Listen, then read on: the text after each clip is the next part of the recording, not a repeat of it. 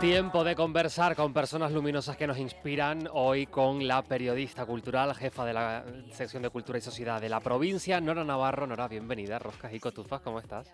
Muchísimas gracias, Tomás. Encantada con este presentador y esta canción, como Oye, mejor. qué temazo, Nora, este de Rigoberta Bandini. Mira que es difícil para elegir entre todo lo que tiene Rigoberta porque son temazos absolutos. Este es toda una declaración de deseos. Pues sí, la verdad es que aún así lo tuve bastante claro. Si tuviese que elegir algún tema en general y de Rigoberta en particular, a la cual además vi 2 veces este verano. Sí, afortunada. Bueno, imagínate el nivel de, de, Aquí de en Canarias fandomismo. Una vez en Gran Canaria y luego también fui a verla en Madrid. tiene un directo brutal, ¿eh? Increíble. Una energía. Sí, mira que ya la gira anterior, la primera, dejó el listón alto, pero esta segunda, que bueno, este tema que estamos escuchando, este temazo es de la primera, del primer disco, pero esta segunda vuelta fue estupenda también. ¿Tú también eres de las que descubriste a Rigoberta con el Benidorm Fest y con aquel Ay Mamá que nos cambió a todos? Yo la descubrí incluso antes, Tomás, para que veas el nivel de fandom que me Me está encanta. quedando aquí, ¿no? La descubrí en el confinamiento. ¡Wow! Sí, estando ella embarazada además y fue ahí cuando descubrió este temazo que todavía me emociono escuchándolo, desde aquel entonces. No sé si te pasaba también, Nora, porque se debatió mucho y se habló mucho, corrieron ríos de tinta con aquel Ay Mamá. ¿Estábamos preparados para un tema así que nos exponía tanto a lo más puro? Yo creo que absolutamente no. Me gustó la ganadora del Benidorm Fest, quiero decir que me gustaba mucho el tema de Chanel también, pero yo creo que Europa no estaba preparada para esa teta gigante que proponía Rigoberta, ¿no? Y ese himno feminista que además fue el siguiente que sacó, yo Sí, creo. Bueno, no, ahora que lo pienso, junto con Perra también sonó In Spain We Call It Soledad, es cierto, también otros, ¿no? grandes temazos, Es que de son muchos Rigoberta. temazos, pero en cuanto a, digamos, himnos feministas, serían Perra y Ay Mamá, ¿no? De ese primer disco. Nora, la vida cultural tú la controlas absolutamente al dedillo. ¿Qué llega antes? ¿La vocación por el periodismo, por la comunicación, por contar o esa sensibilidad artística que tú siempre tienes? Ay, por favor, ¿qué respuesta puede estar a la altura de esa pregunta? Yo creo que van de la mano, pero siempre creo que la sensibilidad está primero, aunque también es algo que se educa, ¿no? Y a partir de ahí, no sé si tú tenías vinculación con familia de periodistas o familia activamente en el mundo de la cultura, o tú eras ese verso que a partir de ahí va moviéndose y diciendo, esta niña llega lejos, ¿eh? Porque mira cómo habla, mira cómo escribe, mira lo que cuenta, mira lo que se fija. Jo, pues yo creo que soy verso suelto hasta cierto punto. Es decir, mi familia es de la rama científica absolutamente, hija de padre arquitecto y madre psiquiatra, ¡Wow! que bueno, también tiene una cierta vertiente creativa, ambas disciplinas, pero es verdad que siempre el amor por la cultura y en concreto por la literatura, por las artes, siempre estuvo muy presente en la familia y también por el periodismo. Nunca hubo un día en casa sin varios periódicos sobre la mesa, sin comentar las noticias del día, las columnas del día y todo eso fue permeando de alguna manera en una lectora empedernida, digamos, que tenía su máximo referente en el personaje de Matilda de Roald Dahl. ¡Por favor! Sí. Entonces yo creo que se alinearon todos esos astros. Elegí periodismo, no sin cierto escándalo por parte de tanto de padre como de madre, pero bueno, es verdad que ellos algo inocularon ahí sin quererlo. Matilda, dirías que fue el primer libro que te cambió, esa primera historia que tú dijeras, wow. Yo creo que sí, porque, bueno, cuando nosotros éramos pequeños no había tantos protagonistas femeninos y mucho menos en la literatura infantil, aunque es verdad que la literatura de Roald Dahl, que es el autor de Matilda, es una literatura para niños adultos, ¿no? Quiero decir, de estos autores que, Van un pasito más allá. sí, que tratan a los niños y a las niñas con inteligencia, ¿no? Como personas inteligentes. Y es verdad que Matilda fue el primer espejo en el que me miré en ese sentido, sí. Qué guay, ¿sabes? Estaba recordando yo a Matilda que también a uno le marcó. Además, un perfil protagonista de mujer y poderosa. Sí, Con esa además, esencia y ese carisma de Matilda, por favor. claro, esos poderes. Yo lo intentaba y no me salía, todavía sigo pensando, estarán por ahí. Pero sí, ¿no? Y además esa declaración de principios, ¿no? De cómo la lectura te acompaña, ¿no? Porque Matilda, recordemos que era una niña muy solitaria, pero muy feliz porque estaba siempre rodeada de libros, ¿no? Y bueno, yo fui un poco esa pequeña Matilda en casa y en el cole. Te miraban como un bicho raro, Nora, por esa sensibilidad o por estar refugiada en los libros, sobre todo en el cole, a ciertas edades, que a veces también los chiquillos son tan crueles o no controlan tanto, y aquello que después se convierte en algo habitual, lo ven como extraño, como raro. Sí, sí, te entiendo. Nunca me llegué a sentir tanto como rara, pero sí, sí era una niña muy, muy tímida. Por eso también fue extraño que me dedicase a la comunicación, pese a todo lo que hablamos antes, ¿no? Siempre ha habido ese afán de comunicar, pero detrás del papel, del micrófono, ¿no? Pero en el colegio no me sentí mal. Sí es verdad que era una niña muy solitaria, hija única, toda mi familia es palmera, entonces siempre hemos sido también los versos sueltos aquí en Gran Canaria y me sentía cómoda con mi papel de Matilda.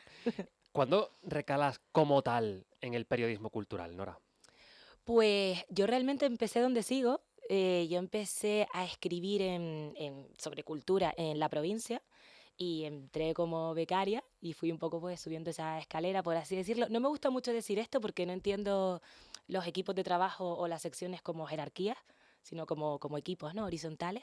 Pero sí es verdad que empecé haciendo unas prácticas y ahí me quedé hasta el día de hoy, que no sé si quiero decir cuántos años han pasado. ¿Cuánto ha pasado? Han pasado 12 años.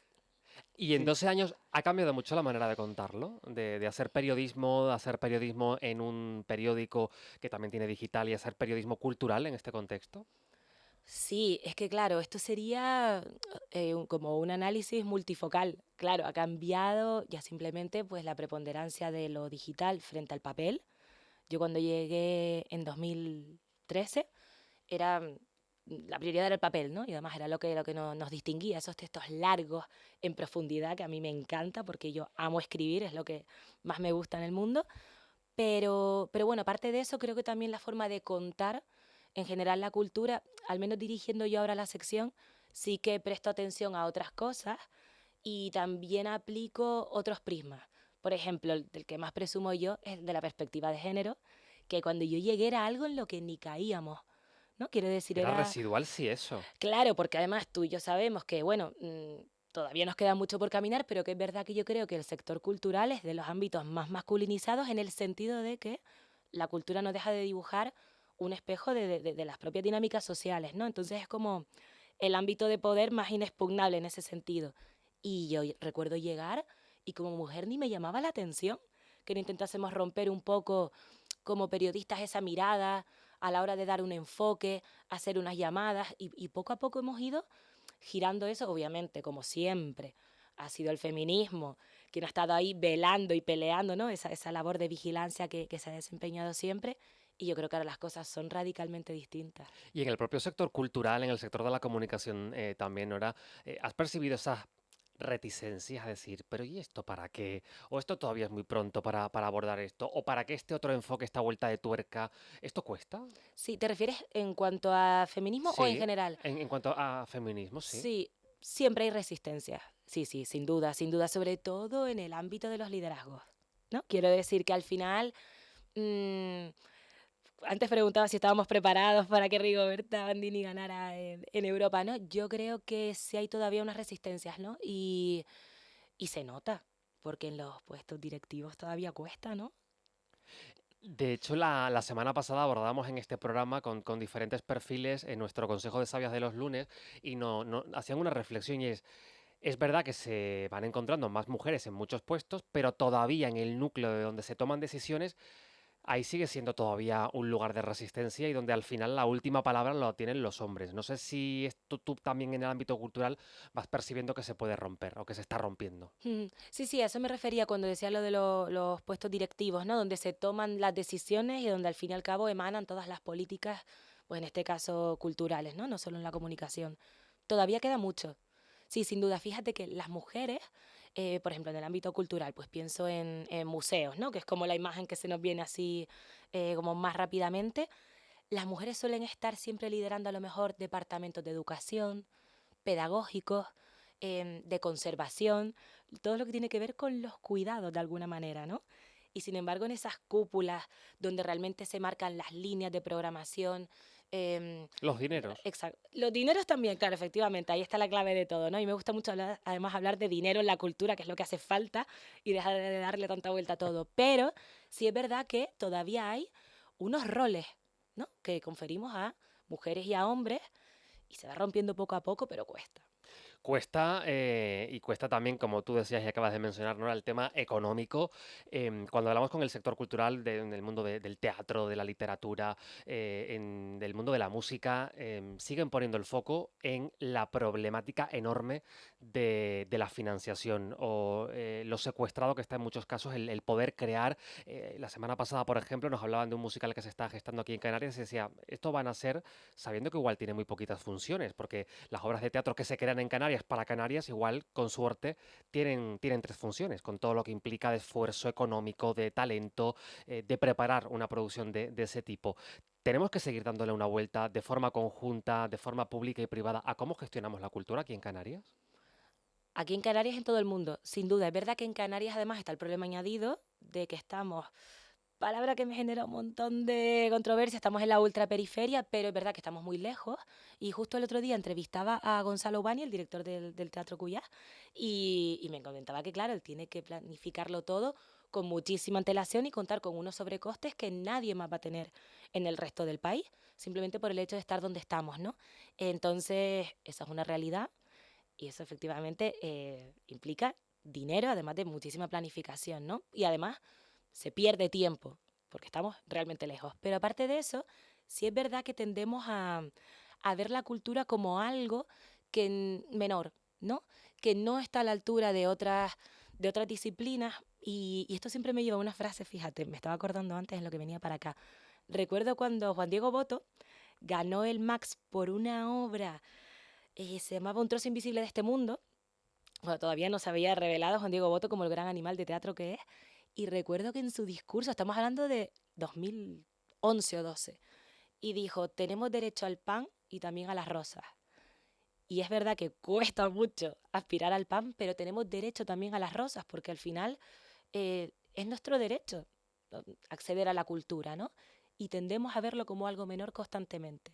Por otra frase, que ahora que mencionas a Juan Diego Boto, otra frase, la de Pan y Circo, cuando muchas veces se programa cultura en lo municipal, enseguida hay comentarios precisamente tratando la cultura como algo para entretener, algo para distraer y que no se destina con esa demagogia siempre de, "Pues, ¿por qué no se destina esto a la carretera?". Mm, Y es como, wow, ¿cuánto camino queda todavía por hacer, verdad? Para a la hora de sí. gestionar, de programar y de programar también tratando al público como alguien inteligente. Sí, sí, esa fama de los titiriteros, ¿no? Sí es verdad que eso tiene mucho que ver con lo que hablábamos del derecho a las rosas, ¿no? Y a la belleza y a una vida rica, pero es que además también es lo que nos hace una sociedad pensante, con capacidad crítica, con autonomía. Por eso también a veces no interesa que le dediquemos la atención y el esfuerzo y las partidas que merecen a los que hacen esas rosas, ¿no? Por seguir un poco con ese símil. Estamos conversando con Nora Navarro aquí en Roscas y Cotufas.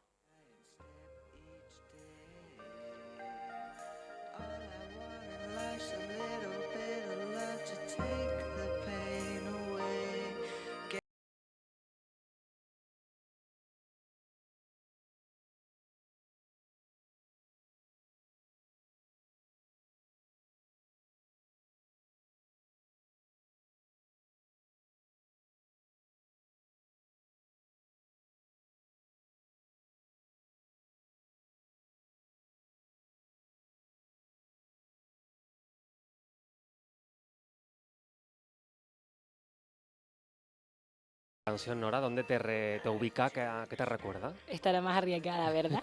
Pues mira, esta canción se llama Ladies and Gentlemen, We're Floating into Space, ¿no? Damas y caballeros, nos adentramos en el espacio. Creo que ya la canción explica esa parte por sí sola, ¿no? Con estos coros.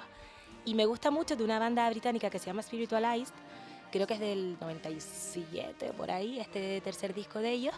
Y bueno, básicamente este disco cuando salió, la portada era emulando como una especie de caja de fármacos y el propio disco vinilo era como una pastilla. Entonces es una metáfora sobre la música como sanación del alma, ¿no? Y es como yo entiendo bastante la música en particular o la cultura en general, ¿no?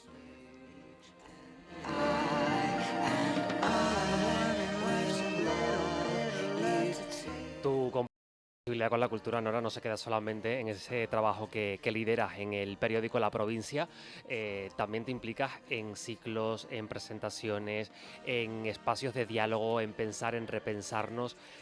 No para siempre vinculada con la cultura y con la manera de acercarla también y de dar voz a esas creadoras, por ejemplo, que siempre han estado, pero a las que no se les daba, por ejemplo, su espacio. Sí, es verdad que recomiendo mucho el planificador de Natura para poder hacer todo eso. Es el que mejor me va porque es muy grande. Pues mira que estoy Sí. buscando uno, pues mira, me lo Pues apunto. sí, porque además solo lo encuentro ahí así de un tamaño que lo veas en grande, ¿no? Por si pasa rápido, tengo que ir a esto. Sí, porque es verdad que tú y yo sabemos, Tomás, que hoy en día los medios llegan hasta donde llegan, ¿no? Hoy en día la gente se informa, se documenta por muchas otras vías y yo intento siempre estar ahí, pues para acercarme al público, para charlar, para ponerles cara, ¿no? Si no estoy como siempre dentro de las cuatro paredes de la redacción.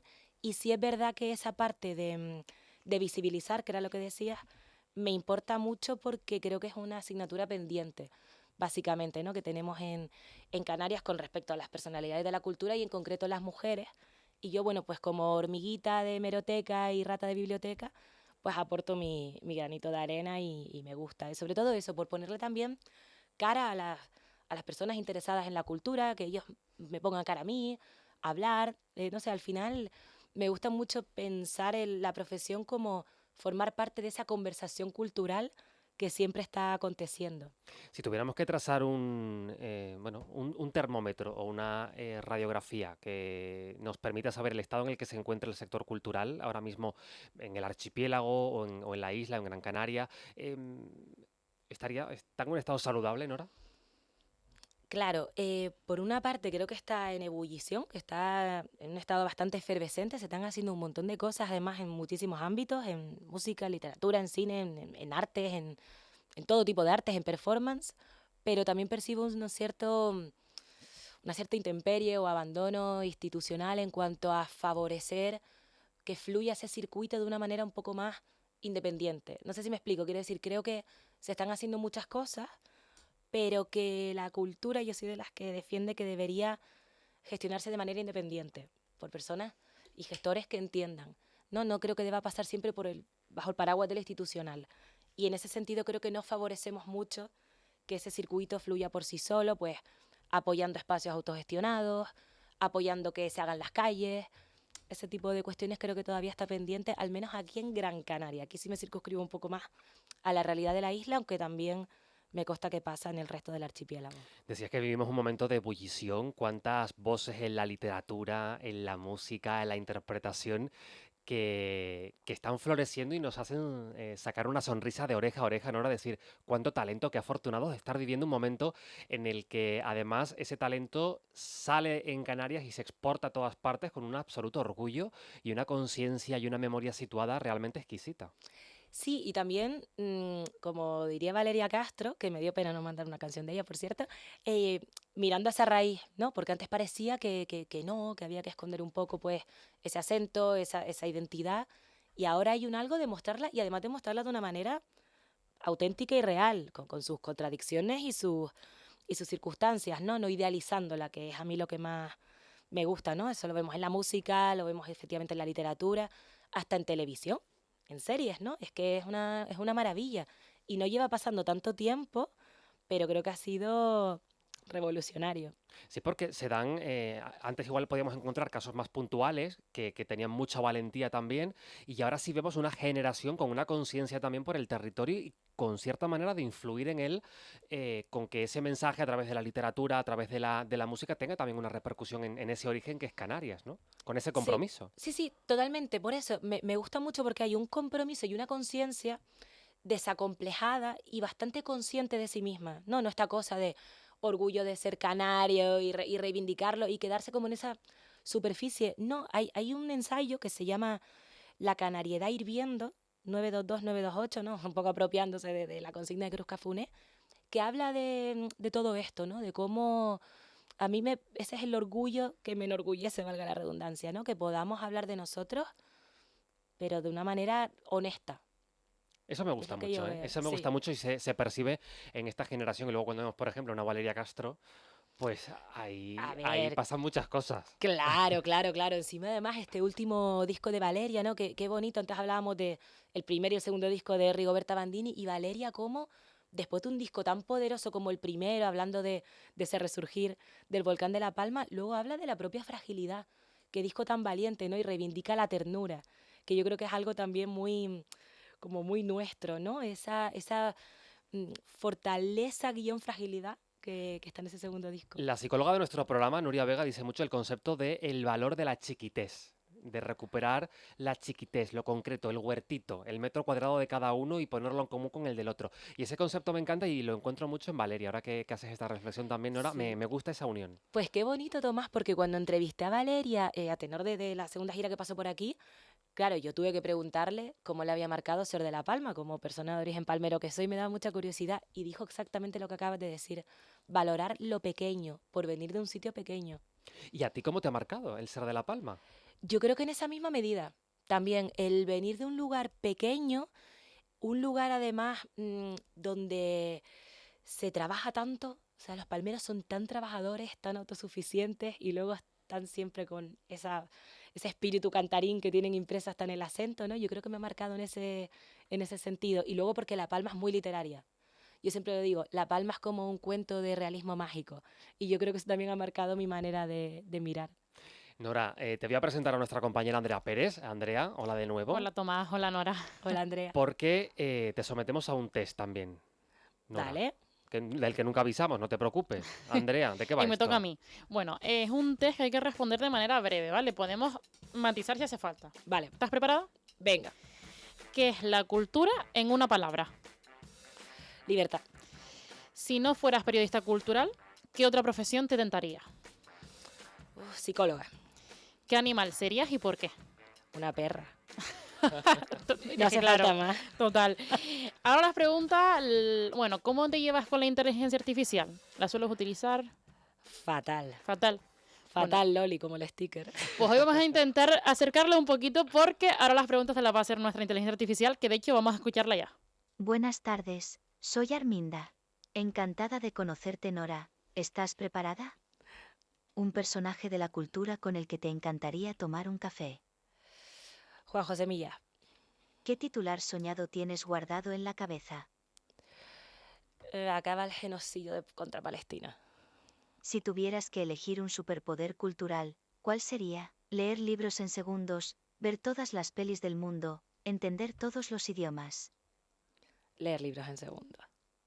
¿Qué entrevista imposible sueñas con hacer, aunque sea a alguien del pasado? A Gabriel García Márquez. Aprobada. Ha sido Muy sencillito, ¿eh? bien. Y muy rapidito. Se ha probado, Yo no se sé ha si es la más portado bien rápida, ¿eh? Arminda también, ¿eh? Sí, Arminda, Menos nuestra mal, porque amiga. igual escucho que no me caía bien.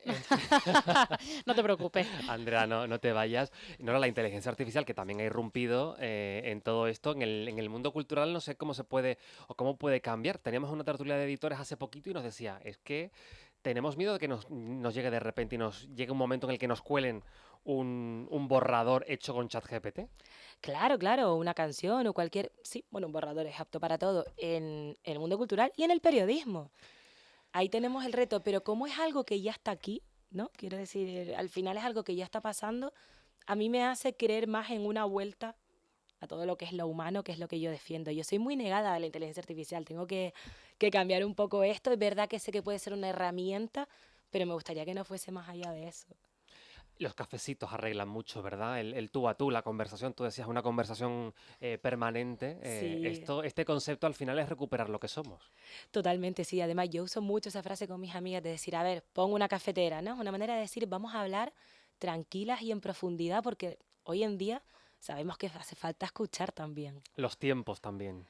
Sí, exacto, los tiempos de calidad, que es como la reivindicación que tenemos todas, pero también eso, estar en una posición de escucha, no siempre de consumo, ¿no? Y de bombardeo y de inmediatez.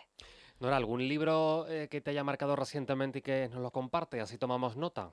Vale, pues recientemente siempre recomiendo La mala costumbre de Alana Portero. Es un libro tan bello, lo tiene todo y bueno, no tengo dudas de recomendar eso. Pues que la lean y la escuchen, Alana, que también compartir un ratito de escucha con ella en esa... Voy a dejarme qué tiene que contarme Alana, también es una joya. Nora Navarro, qué joya tenerte aquí también con nosotros y ser hoy nuestra persona luminosa. Jo, no, qué lujo estar aquí. Muchas gracias, Tomás, que siempre es un placer hablar contigo. Te leemos, Además. te escuchamos y tomamos buena nota siempre de tus reflexiones y de tus aprendizajes, Nora. Cuídate mucho. Ah, nos vamos a quedar con esta tercera canción de Leonard Cohen. ¿Por qué la has elegido? He elegido esta por la frase que dice que hay una grieta en todo y por ahí entra la luz y me pareció que rimaba mucho con lo de las personas luminosas. Y qué bien que entre la luz por esas grietas, ¿eh? Claro, y además hay que reconciliarse con la grieta. Absolutamente, Nora, cuídate mucho. Igualmente, Tomás. Away.